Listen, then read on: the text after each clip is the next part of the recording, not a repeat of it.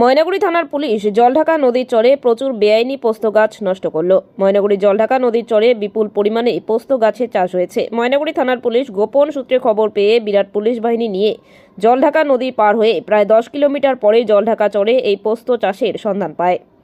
যদিও ওই এলাকাটি একদম জনশূন্য এলাকা, এখানে প্রায় কয়েক একর চরের জমিতে এই পোস্ত চাষ হয়। এদিন ময়নাগুড়ি থানার পুলিশের পক্ষ থেকে এখানে উপস্থিত ছিলেন DSP crime Shantinath Paja, IPS Shubhangi Kekan, Maynaguri Ramshahi ফাঁড়ির ওসি সহ বিশাল পুলিশ বাহিনী ঘটনাস্থলে উপস্থিত থেকে বিঘেকে বিঘে জমিতে চাষ করা পোস্ত গাছ কেটে ফেলে, সেই সঙ্গে গাছগুলিকে আগুন দিয়ে পুড়িয়ে ফেলা হয়। আমার নাম তপন রায়। তোমরা কি এই চরের পাশেই থাকো? পাশে একটু দূরে, জানি না এসব এই ব্যাপার নিয়ে। বললাম যে এই যে গাছগুলো যে এখানে চাষ হয় তোমরা কি জানতা আগে? না, তো আজকে এখানে আসছো দেখতে, দেখতে আসি।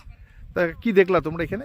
এখানে দেখলাম এগুলো সে গাছ দেখিনি জীবনে প্রথমবার, আজকে প্রথম দেখলাম। এটা আফিং গাছ। কি জানি মনে হয়। তো এখন কি করছে, কি দেখছো তোমরা এখানে?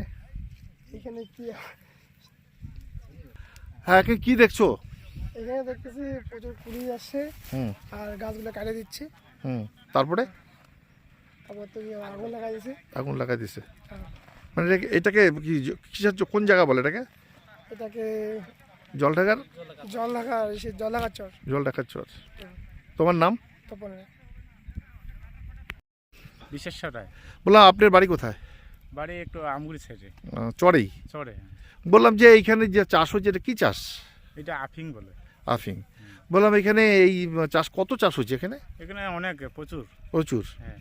তো আপনারা জানতেন না যে এখানে চাষ জানি হয়? না তো, আমরা সেই প্রথম আজকে দেখলাম। মানে এই এলাকায় কোনো লোকজন থাকে না নাকি? না, বাড়ি ঘরও নাই? বাড়ি ঘর নেই, চর এলাকা, জলধাক্কা এটা। তো আপনার নাম? বিশেশ্বর রায়। এলাকায় এসছেন এবং কি আপনারা আজকে নষ্ট করবেন, কি ক্ষেত নষ্ট করবেন?